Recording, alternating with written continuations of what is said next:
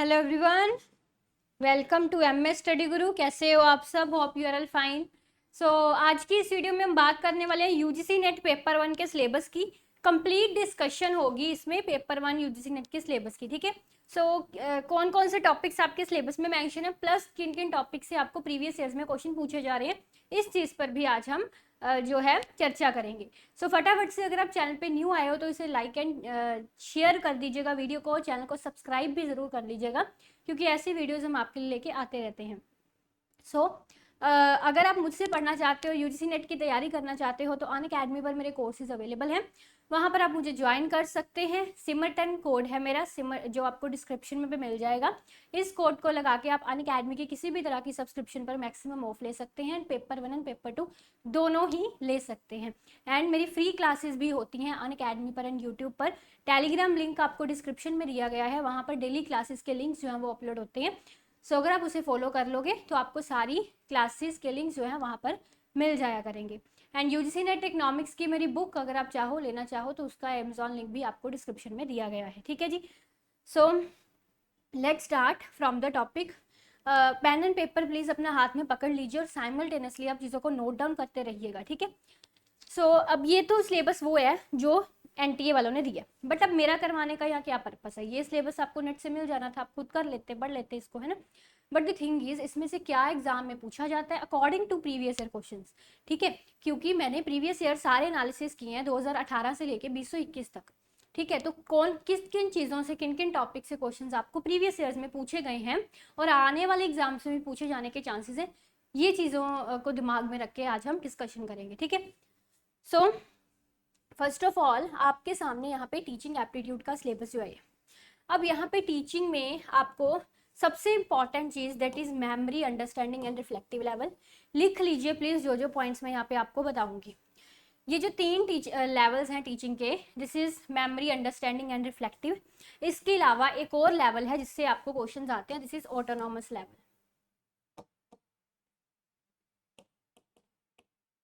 Autonomous level जो self study वाला होता है। ठीक है। ये इंपॉर्टेंट है। लर्नर के करेक्टरिस्टिक्स इंपॉर्टेंट है। लर्नर के करेक्टरिस्टिक्स से आपको क्वेश्चंस आते हैं ऑब्वियसली। अच्छे से आपको ये पढ़ने हैं, academic, social, emotional and cognitive. किसी भी अच्छी बुक से या किसी भी एजुकेटर से आप ये चीज़ प्रिपेयर कर सकते हैं। फिर आपका फैक्टर्स अफेक्टिंग टीचिंग, जिसमें कौन कौन से टीचर के फैक्टर्स हैं जो टीचिंग को प्रभावित करते हैं, कौन कौन से लर्नर के फैक्टर्स हैं जो टीचिंग को प्रभावित करते हैं, सपोर्ट मटेरियल कौन कौन से होते हैं, टीचिंग एड्स कौन कौन सी होती हैं, इन सब चीज़ों से भी आपको क्वेश्चंस पूछे जाते हैं। अब टीचिंग एप्टीट्यूड में 2020 तक क्या होता था कि ज़्यादातर क्वेश्चंस आपको कॉमन सेंस बेस्ड आते थे। बट द थिंग इज कि अभी का पैटर्न 2021 का हम देखें तो कॉमन सेंस बेस्ड क्वेश्चंस काफ़ी कम हो गए।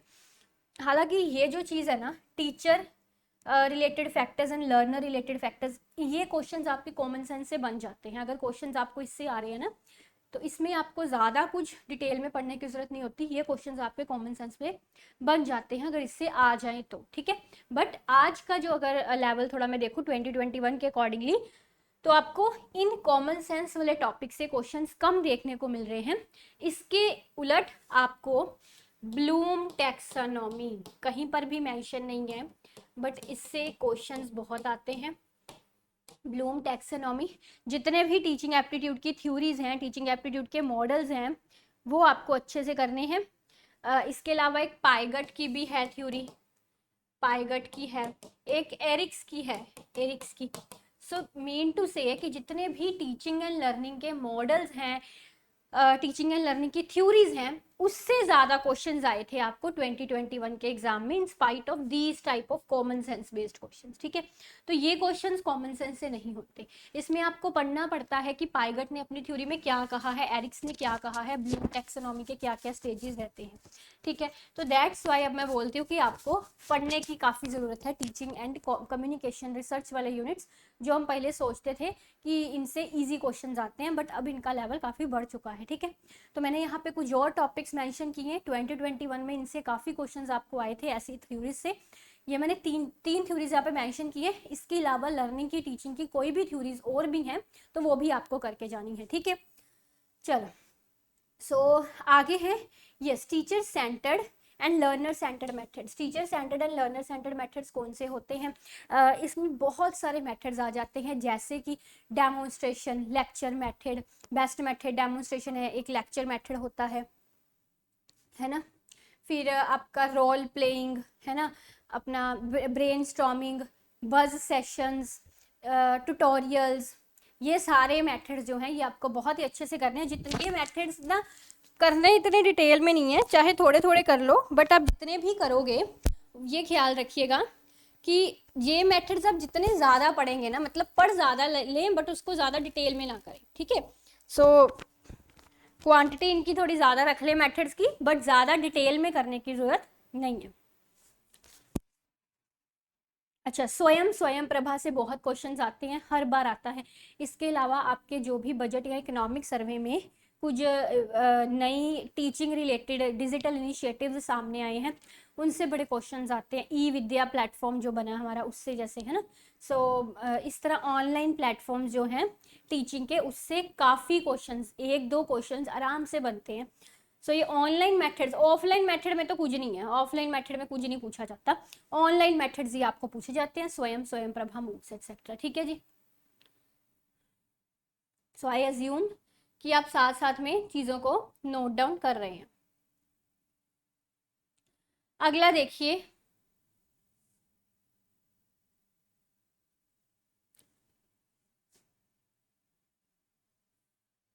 रिसर्च ये रहता था अभी टीचिंग का थोड़ा सा।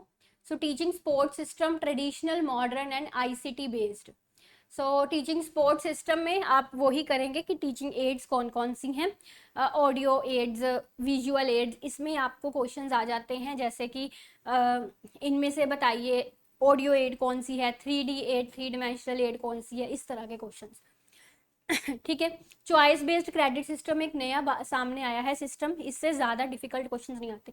एक चीज़ याद रखिए, जो नए टॉपिक्स इंट्रोड्यूस हुए हैं ना आपके सिलेबस में होते हैं, जैसे क्रेडिट बेस्ड सिस्टम आपका पहले नहीं होता था, तो इनसे आपको ज़्यादा डिफिकल्ट क्वेश्चंस नहीं आते, नए टॉपिक से वो लेवल थोड़ा इजी रखते हैं क्वेश्चंस का, ठीक है। फिर हम रिसर्च एप्टीट्यूड की बात करते हैं। रिसर्च एप्टीट्यूड में मीनिंग, टाइप्स एंड, अच्छा ध्यान से समझिएगा और लिख लीजिए इन चीज़ों को, सिलेबस में डायरेक्ट कहीं भी नहीं मेंशन ये चीज़ें, बट इनसे क्वेश्चंस आपको आते हैं। This video will really helpful, बड़ी हेल्पफुल रहेगी जो एस्पायरेंट्स अभी नई नई प्रिपरेशन करना स्टार्ट किए हैं, स्पेशली उनके लिए। तो यहाँ पर देखिए, पॉजिटिविज्म, पोस्ट पॉजिटिविज्म से आपको बहुत क्वेश्चंस आते हैं, बहुत डिटेल में आपको समझाए गए हैं ये मेथड्स में, एक्सपेरिमेंटल, क्वालिटेटिव, क्वांटिटेटिव, और एक है आपका एक्सपोज्ड। ये मेथड्स बड़े इंपॉर्टेंट है। ये एक एक्सपेरिमेंट, ये जो मैंशनड है ना, ये तो आपको करना ही है जो मैंशनड है, इसके अलावा बता रही हूँ, experimental, descriptive, historical, qualitative, quantitative से हर बार 2 क्वेश्चन आते हैं, 1 या 2 क्वेश्चन रिसर्च से आते हैं, ठीक है। मतलब हर एक शिफ्ट में एक क्वेश्चन आता ही आता है, मिनिमम लगा के चलिए, क्वालिटेटिव एंड क्वांटिटेटिव मेथड से। एक्सपोज्ड रिसर्च से क्वेश्चन आते हैं, इसके अलावा आपको एम्पिरिकल से आ सकते हैं। एक एक्सप्लोरेटरी रिसर्च होती है, एक्सप्लोरेटरी रिसर्च, उससे क्वेश्चंस आते हैं, ठीक है।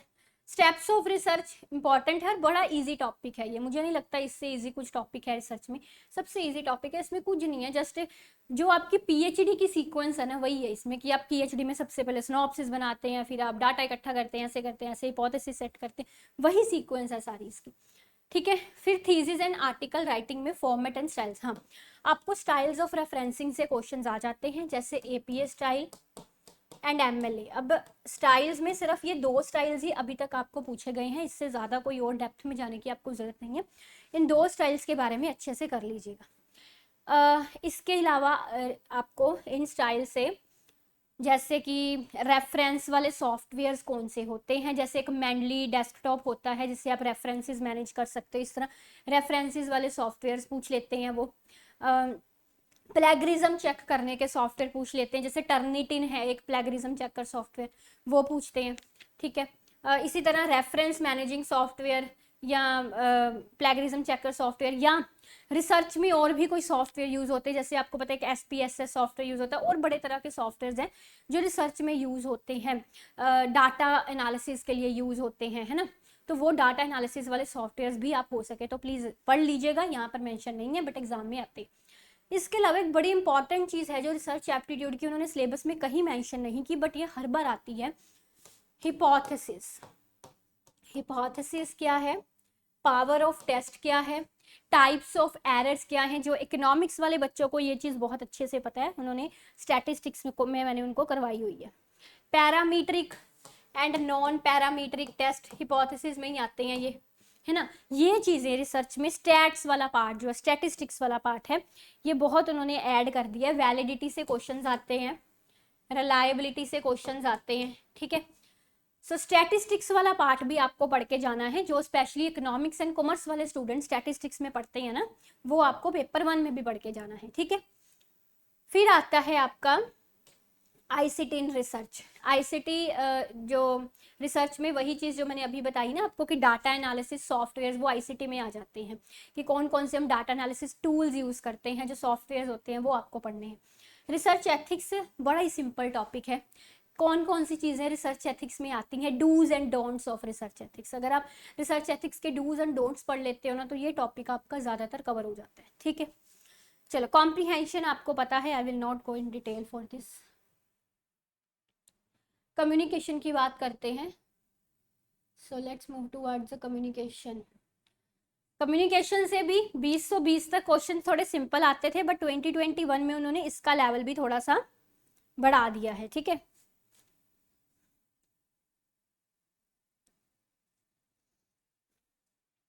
So communication out of syllabus questions, obviously जो सिलेबस में चीज़ें मेंशन नहीं है ऐसे भी आते हैं आपको। सो एक लीनियर कम्युनिकेशन, और कम्युनिकेशन के मॉडल्स यहाँ पे उन्होंने कहीं मेंशन नहीं किए, उससे बड़े क्वेश्चंस आते हैं। आपका शैनन वीवर मॉडल है जो एक मैंने करवाए हुए हैं आपको, एक बैरलो मॉडल करके है ना। कम्युनिकेशन के जितने भी मॉडल्स हैं ना, वो आपको बड़े अच्छे से पढ़ के जाने हैं, उनसे क्वेश्चंस आते हैं। एंड लीनियर कम्युनिकेशन आपकी पता ही है, जिसमें फीडबैक नहीं होती, इस तरह की चीज़ें आपको एग्जाम में काफ़ी पूछी जाती हैं। बैरियर्स से बहुत क्वेश्चन आए हैं जी 2021 के एग्जाम में, हर शिफ्ट में बैरियर से एक क्वेश्चन मिला ही मिला है। सो जितने भी बैरियर्स की अलग अलग टाइप्स हैं, जो किसी डिटेल्ड बुक से आपको मिलेंगे। टेक्नोलॉजिकल बैरियर, फिजिकल बैरियर, बहुत सारे बैरियर्स के टाइप, जितनी हो सके बैरियर्स के टाइप पढ़ लीजिएगा, ठीक है। ज़्यादा डिटेल में नहीं जाना, इंटरेस्टिंग चीज़ है, बट जितनी ज़्यादा हो सके बैरियर्स पढ़ लीजिएगा इसके। सो इससे काफ़ी क्वेश्चंस आते हैं। इफेक्टिव कम्युनिकेशन क्या होती है, मीनिंग आपको क्लियर होना चाहिए। Verbal and non verbal, I think सबको पता है इसके बारे में, है ना। एंड आपकी वो जो होती है ना,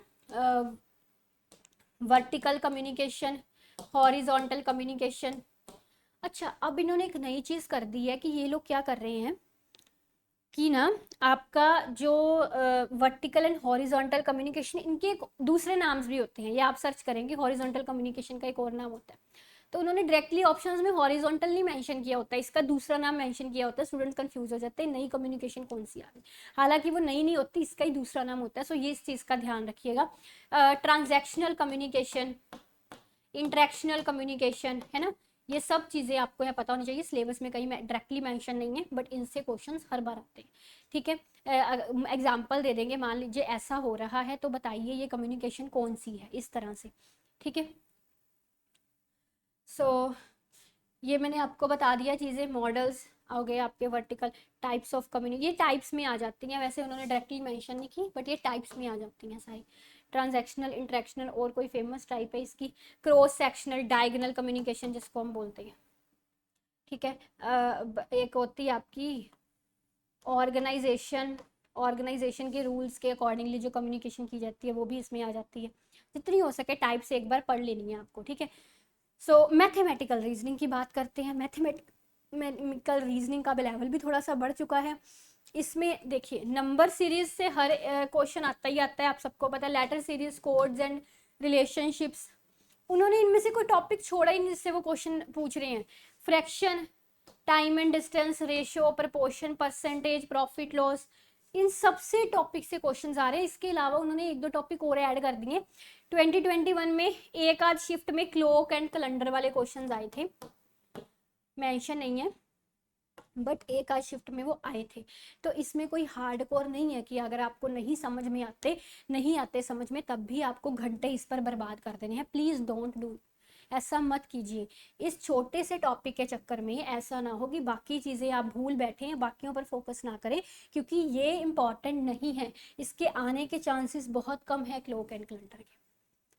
रेशो से हर बार एक सम आता है, रेशोज वाला टॉपिक बहुत इंपॉर्टेंट है, ये वाला रेशोज वाला कर लो, एवरेज वाला कर लो, टाइम डिस्टेंस वाला कर लो, प्रॉफिट लॉस के ट्रिक्स मैंने समझाई, ये सारे मैंने आपको करवाया, ट्रिक्स के थ्रू करवाया हुआ यूट्यूब वाली क्लासेस में।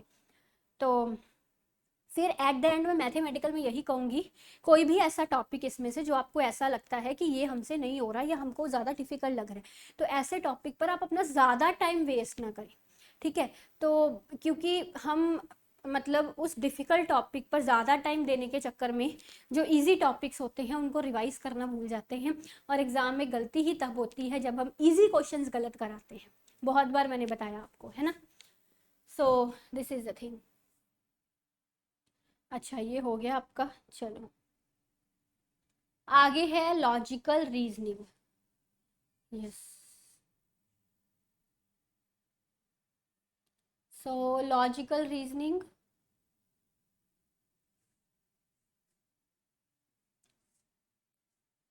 It is first. अच्छा, लॉजिकल रीजनिंग का सबसे इम्पॉर्टेंट टॉपिक जो मैं कहूँगी कि अब उन्होंने सिर्फ उस टॉपिक के चक्कर में बाकी सारी लॉजिकल रीजनिंग पूछना एग्जाम में भूल ही गए हैं। This is Indian logic. Indian logic से हर हर शिफ्ट में क्वेश्चंस आते हैं, इससे ऊपर वाले पार्ट से आए चाहे ना आए, इससे तो आते ही आते हैं, ठीक है। तो इंडियन लॉजिक आपको अच्छे से करना है, इसके प्रमाणज आपको पता होने चाहिए, न्याय फिलोसफी जो है, न्याय फिलोसफी अच्छे से आपको आनी चाहिए, ठीक है। यस, ये अनुमान के काइंड्स, इन्फ्रेंस, व्याप्ति, हेताभ्यास, अनुपलब्धि, मतलब ये सब चीज़ों से क्वेश्चंस आपको पूछे जाते हैं, इसमें मैं कुछ नहीं आपको बोलूँगी कि लीव कर दो, इंडियन लॉजिक कर लो अच्छे से कहीं से भी, ठीक है। सो इसमें आपको मूड्स एंड फिगर से क्वेश्चंस आ जाते हैं, फॉर्मल एंड इनफॉर्मल फैलेसिस से आते हैं questions, and square of opposition से आते हैं, ठीक है। डिडक्टिव एंड इंडक्टिव रीजनिंग बड़ा इजी सा टॉपिक है, बहुत बार मैंने आपको समझाया, कुछ भी डिफिकल्ट नहीं है इसमें। वेन डायग्राम का ट्रेंड जो है ना, अब थोड़ा सा मुझे कम नज़र आ रहा है, क्योंकि 2020 के एग्जाम में देखूँ तो बहुत ही कम वेन डायग्राम्स के क्वेश्चन नजर आए, 2020 के एग्जाम में भी मुझे बड़े कम नजर आए, बट आपको करके जानी है फिर भी। बट अभी इससे ज़्यादा क्वेश्चन से इंडियन लॉजिक से पूछते हैं, बट वेन डायग्राम छोड़नी नहीं है, करके जानी है, ठीक है। क्योंकि ये पिछले सालों में काफ़ी इंपॉर्टेंट टॉपिक रहा है लॉजिकल रीजनिंग का, चाहे अब इसकी इंपॉर्टेंस कम कर दी है, बट पिछले 18-19 में देखे तो ये बहुत इंपॉर्टेंट टॉपिक रहा। सो ये जो हाईलाइटेड चीज़ें हैं ये लॉजिकल रीजनिंग में पढ़नी बहुत ज़रूरी है, ठीक है। चलो आगे देखते हैं, डाटा इंटरप्रिटेशन नहीं मैं बताऊंगी, it is ICT. Yes, so ICT में general abbreviations, yes, full forms आपको पूछी जाती हैं, फुल फॉर्म्स इजी होती हैं, फुल फॉर्म ज़्यादा डिफिकल्ट नहीं पूछी जाती। नंबर सिस्टम यहाँ पे मेंशन नहीं है, नंबर सिस्टम से आपको क्वेश्चंस आ जाते हैं, बाइनरी, डेसिबल, है ना, नंबर सिस्टम से आ जाते हैं। इसके अलावा हाँ, ईमेल से काफ़ी क्वेश्चंस आते हैं आपको। आईसीटी, हाँ, हायर एजुकेशन में जो डिजिटल इनिशिएटिव्स हैं इससे तो बहुत ज़्यादा क्वेश्चंस आते हैं, हायर एजुकेशन के डिजिटल इनिशिएटिव्स, ठीक है। Yes, so this is ICT के लिए आप कोई भी अपनी, जैसे मान लीजिए बैचलर्स में आप में से ज़्यादातर बच्चों ने वो पढ़ा होगा, आईसीटी पढ़ा होगा, आई थिंक मैंने तो पढ़ा था, आप में भी शायद पढ़ा हो बैचलर्स में, तो आप बैचलर्स की अपनी कोई अच्छी आईसीटी की बुक जो है वो इसके लिए रेफर कर सकते हैं, ठीक है। सो आईसीटी की कोई भी अपनी बैचलर्स की अच्छी बुक, बेसिक्स, आईसीटी से ज़्यादा डिफिकल्ट क्वेश्चन नहीं आते, ठीक है। तो अगर आप बेसिक अपनी बैचलर्स वाली बुक आईसीटी के लिए पढ़ लेते हो, so this would be enough. आगे चलते हैं। So it is people development and environment. Learners को सबसे डिफिकल्ट ये यूनिट्स लगते हैं, लास्ट वाले 2 units, that is people development and environment and higher education, सबसे डिफिकल्ट लगते हैं। और बता रही हूँ यहाँ पर कि जब मैंने भी नेट जेआरएफ क्लियर किया था, मैं तैयारी करती थी, तो मुझे भी ये सबसे डिफिकल्ट ही लगते थे यूनिट्स, 2 यूनिट्स, और डिफिकल्ट हैं, ठीक है। तो इसके बारे में बात करते हैं, प्रीवियस ईयर जैसे कि मैंने एनालिसिस किए हैं, तो किस किस तरह के क्वेश्चंस आपको इससे पूछे जाते हैं। ओके, मिलीनियम सबसे पहला टॉपिक ही सबसे इम्पॉर्टेंट है। आपको millennium development and sustainable development के जितने भी गोल्स हैं ना, वो सारे पता होने चाहिए। पहला गोल क्या है, 17 के 17 गोल आपको इसके, दूसरा कौन सा है, तीसरा, नाम याद होने चाहिए हर एक गोल के। ठीक है, डेट्स तो आपको पता ही है, 2015 2030 तक ये है, तो आपको गोल्स भी सारे याद करने हैं, दोनों के गोल्स याद करने हैं। ठीक है, फिर आपका इसमें पॉल्यूशन वाला टॉपिक बहुत इंपॉर्टेंट है, ये वाला, that is air pollution, water pollutant से क्वेश्चंस आ जाते हैं आपको इससे, पोल्यूटेंट से। सोइल एनर्जी, विंड एनर्जी, इनके टारगेट्स, टारगेट्स टारगेट से क्वेश्चंस आते हैं। बेसिकली अगर कहूँ तो रिन्यूएबल एनर्जी के सोर्सेज से क्वेश्चंस आते हैं। रिन्यूएबल, क्योंकि अभी गवर्नमेंट का ये मानना है कि हमको रिन्यूएबल एनर्जी की कंजम्पशन बढ़ानी है, नॉन रिन्यूएबल को कम करनी है ना, एनवायरनमेंट फ्रेंडली है क्योंकि रिन्यूएबल, तो वो इसमें जो है रिन्यूएबल एनर्जी से आपको क्वेश्चंस पूछे जाते हैं। ठीक है, हाँ, एक्ट्स से काफ़ी क्वेश्चंस आते हैं, जैसे environmental protection act, next climate change पर ये एक्ट जो है, मॉनिट्रल प्रोटोकॉल, अर्थ समिट आपका, क्योटो प्रोटोकॉल, पेरिस एग्रीमेंट, इससे क्वेश्चंस आते हैं आपको अच्छे।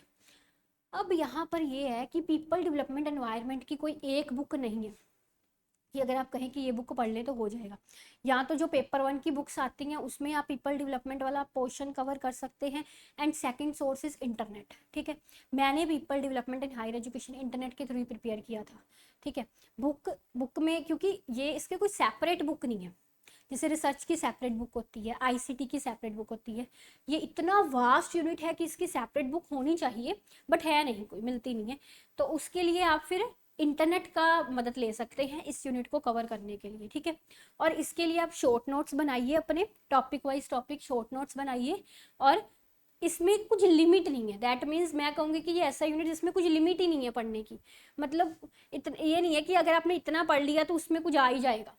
ठीक है, सो अब बट आपको लिमिटेड रहना है पढ़ने के लिए, आपको लिमिटेड पोर्शन पढ़ना है, उसके नोट्स बनाने और फ्रिक्वेंटली रिवाइज करना है। अनलिमिटेड पोर्शन पढ़ने से क्या होगा कि इसमें आपको कुछ याद नहीं रह पाएगा, क्योंकि इसमें सभी चीज़ें याद रखने वाली हैं, समझने वाली कम है। जैसे रिसर्च में, टीचिंग में मैंने आपको कहा, कम्युनिकेशन में कहा कि कम्युनिकेशन के बैरियर्स की जितनी टाइप्स है पढ़ लो, कि वो कंसेप्चुअल चीज़ें हैं, हम एक बार उस कंसेप्ट को समझ ले तो हमारे दिमाग में रह जाती हैं। मैंने पढ़ा फिजिकल बैरियर का मतलब ये है, तो वो चीज़ आपके दिमाग में रहेगी, ईजी है, ईजी टू रिमेंबर। बट ये जो चीज़ें हैं थोड़ी डिफिकल्ट है रिमेंबर करनी, तो इसके लिए आपको बल्क में बिल्कुल भी नहीं पढ़ना, लिमिटेड पढ़ना है और उसको बार बार रिवाइज करना है। ठीक है, फिर आता है आपका हायर एजुकेशन। हायर एजुकेशन में आपको इनसे बड़े क्वेश्चंस आते हैं, यहाँ पे कमीशंस लिखी हुई हैं कहीं पर,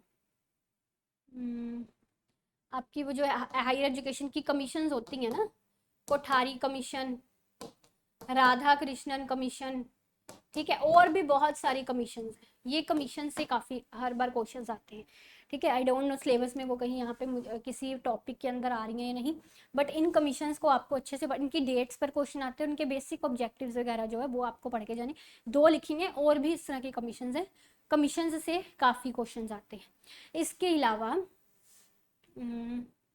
वैल्यू एजुकेशन, इससे क्वेश्चंस आ जाते हैं, हालांकि बड़े ही इजी क्वेश्चन वैल्यू एजुकेशन से आते हैं, टफ नहीं आते। ठीक है, हाँ, एंशियंट इंडिया के कई बार, जैसे तक्षशिला, नालंदा यूनिवर्सिटी, इनसे क्वेश्चंस आपको पूछ लिए जाते हैं।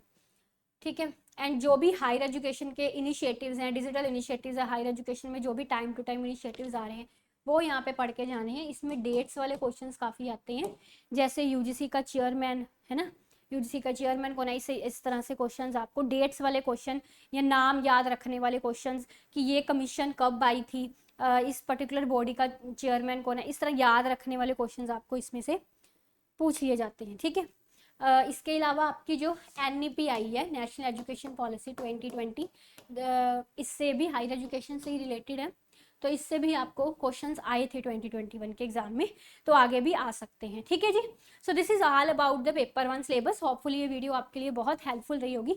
एक चीज़ यहाँ पे बता दूँ, अभी ना इसमें ऐसा कुछ नहीं है कि 5 क्वेश्चन आते हैं हर एक यूनिट से, अब ऐसा नहीं है। ठीक है, कहीं पे शिफ्ट से देखेंगे तो उन्होंने DA पूछा ही नहीं, कई शिफ्ट्स ऐसी भी थी जिनमें कंप्रीहेंशन नहीं पूछा। सो दिस इज नॉट नेसेसरी कि हर एक यूनिट से 2 क्वेश्चंस 5 क्वेश्चंस आएंगे, पहले ऐसा होता था, अब ये चीज़ नहीं है। ठीक है। तो कोई यूनिट स्किप करके प्लीज़ मत जाना।